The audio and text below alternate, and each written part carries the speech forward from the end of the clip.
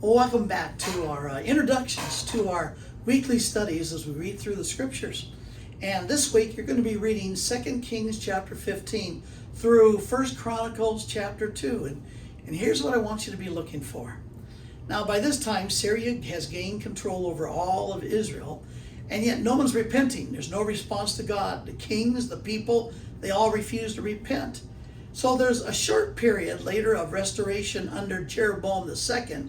He's a good guy, but doesn't last long, and the continued series of wicked kings, especially up in Israel, the northern kingdom, leads to the northern kingdom finally being attacked and overthrown by Assyria in judgment.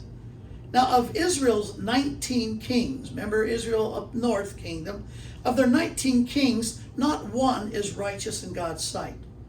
And of the 10 dynasties, only one of the dynasties continued on that the king's son went ahead and ruled. But the other 9 dynasties up in the north were created by murdering the previous king, and there was a whole new dynasty. 9 out of the 10. Now, down south in Judah, the southern kingdom, well, there's only one dynasty, not 9, not 10, only one. And again, remember the Davidic covenant back in 2 Samuel 7. It would be the dynasty of David. And so what you've got there is 8 of its 20 rulers, 8 of them will do right in the sight of God. But then the other ones will not, even though they be of the dynasty of David. Judah's going to collapse and be taken away by Babylon, as it's going to continue to fall into corruption before God. Now, when you get to chapters 18 to 25 in 2 Kings, it reads more easily because you're not going to be alternating histories of what's happening in the northern kingdom and then what's happening in the southern kingdom. Then you get confused. Are we in the northern kingdom or are we in the southern kingdom? It's basically only the southern kingdom remains. The northern kingdom has been taken away by Assyria by this time and taken into captivity.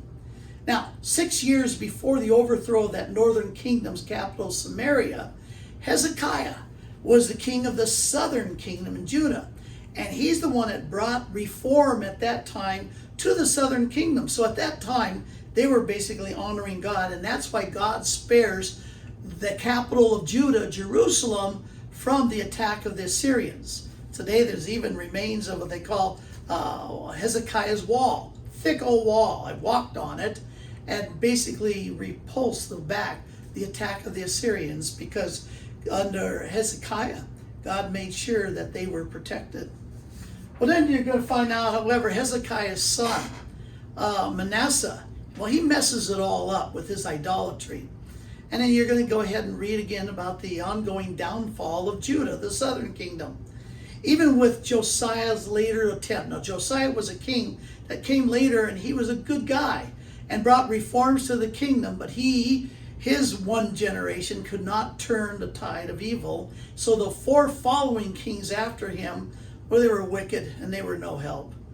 So judgment comes to Judah with 3 different deportations to Babylon. Now the final deportation is with Nebuchadnezzar, when he goes, destroys Jerusalem, and he destroys the temple as well, which was the center of all their worship and engagement with God. And yet God preserves a remnant of them.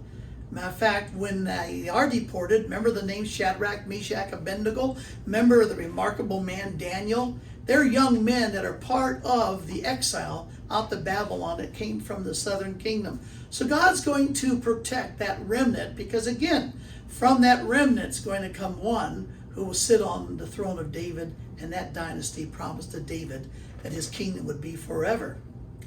Well, anyhow, the whole book of 1 Chronicles is much like 2 Samuel. It's committed to the life of David.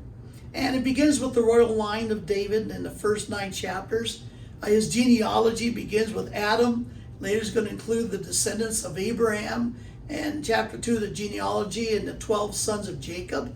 Remember, you have Abraham, then you have Isaac, and then you have basically Jacob. Jacob's name's changed to Israel, and he has 12 sons. And thus you got the 12 tribes of Israel.